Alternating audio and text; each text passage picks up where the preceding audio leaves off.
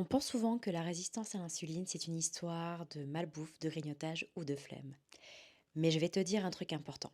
Quand on a un SOPK, cette résistance à l'insuline peut être là, même quand on fait tout bien. Ce n'est pas forcément ta faute et aujourd'hui on va en parler, parce que comprendre, c'est déjà reprendre le contrôle sur son corps. Tout d'abord, petit rappel. L'insuline est une hormone produite par le pancréas.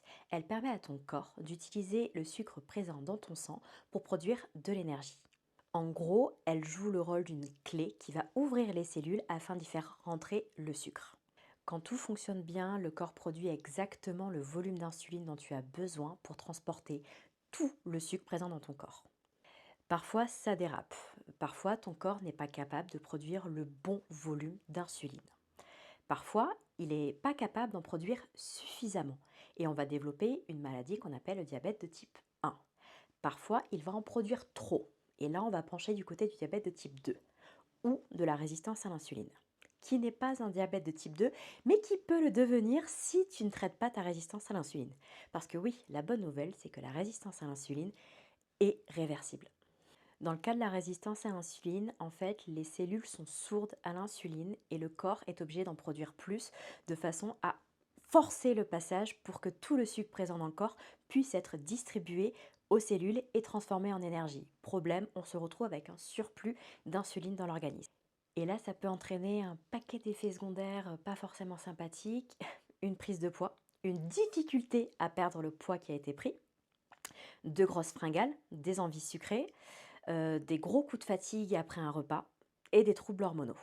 Et comme je l'ai dit juste avant, à long terme, la résistance à l'insuline peut devenir un diabète de type 2. De manière assez simpliste, la différence entre la résistance à l'insuline et le diabète de type 2, c'est que du côté du diabète de type 2, ton insuline n'est plus du tout capable de gérer ta glycémie et donc ta glycémie fait n'importe quoi. Alors que du côté de la résistance à l'insuline, tu es encore capable de produire suffisamment d'insuline pour garder ta glycémie sous contrôle.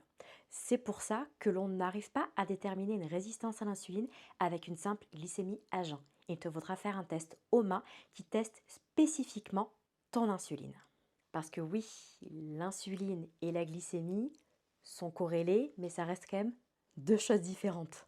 Si tu veux en savoir plus sur la résistance à l'insuline, je te recommande vraiment la lecture de ce livre de Benjamin Bickham, qui est un docteur et qui a étudié du coup la résistance à l'insuline. Et non, ce n'est pas forcément dû à une mauvaise hygiène de vie, bien au contraire.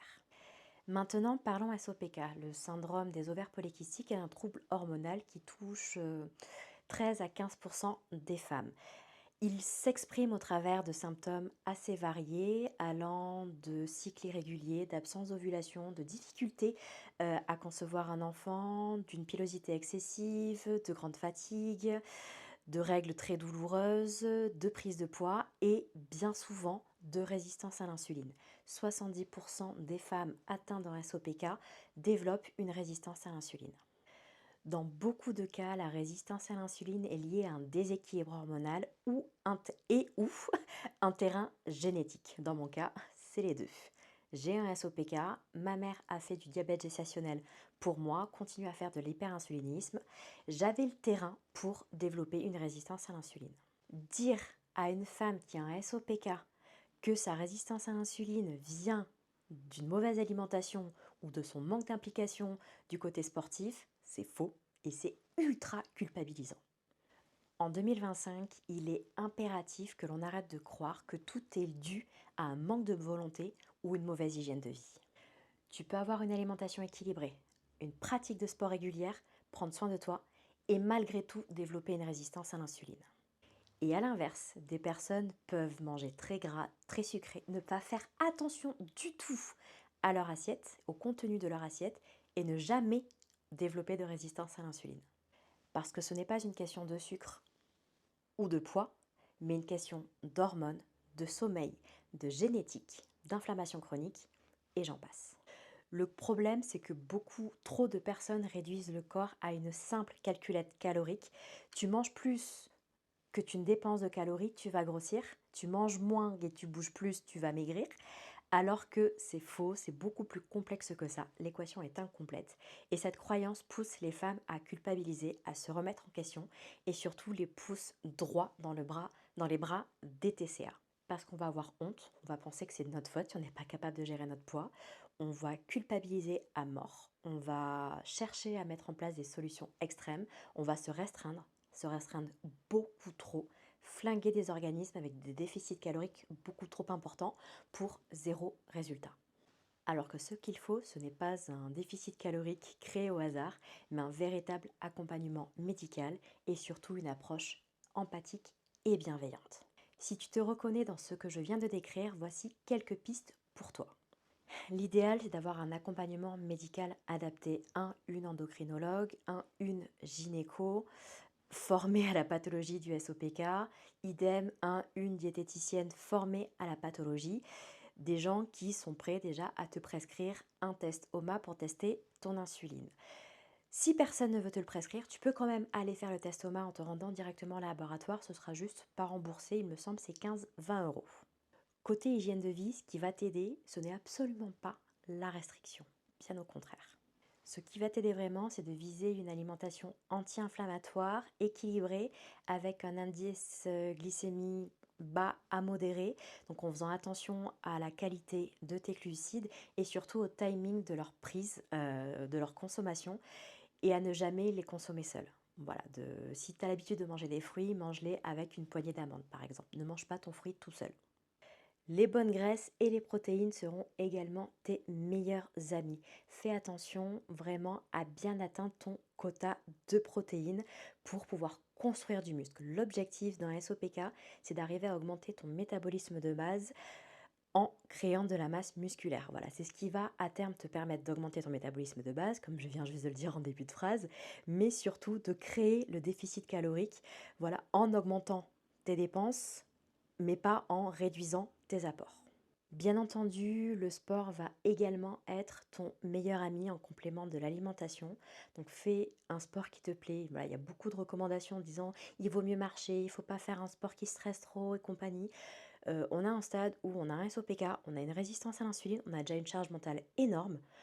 Va pas t'en rajouter une en pratiquant le sport qu'il faut absolument faire dans le SOPK. Non, pratique le sport qui te fait du bien mentalement. Voilà, parce que le problème du SOPK, c'est qu'on a des taux de cortisol bien trop élevés, qu'on doit gérer nos stress. Pour moi, cela passe par des activités qui nous font plaisir, qui nous détendent et que l'on aime pratiquer. Voilà, si ton truc à toi, c'est les sports de combat, c'est le roller derby, c'est, je sais, voilà, éclate-toi. Éclate-toi, meuf. Voilà. L'important, c'est vraiment que tu fasses une activité physique régulière qui te permette d'évacuer ton stress, qui te permette de bouger et qui te permette de construire de la masse musculaire. Dans certains cas, des traitements antidiabétiques sont prescrits. Ça va dépendre vraiment de ton degré de résistance à l'insuline. Je n'en parle pas ici parce que j'ai pas envie que ces traitements soient vus comme des pilules magiques pour perdre du poids. C'est vraiment au cas par cas.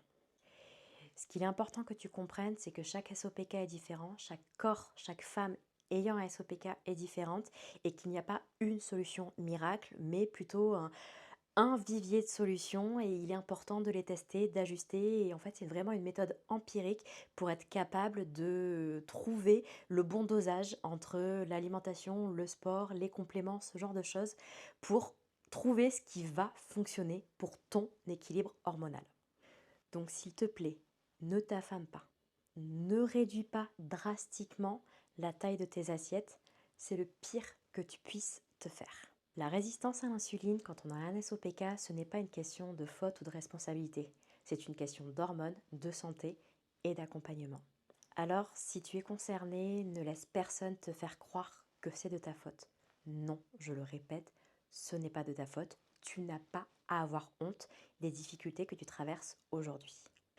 Tu mérites des réponses, du soutien et surtout de la bienveillance.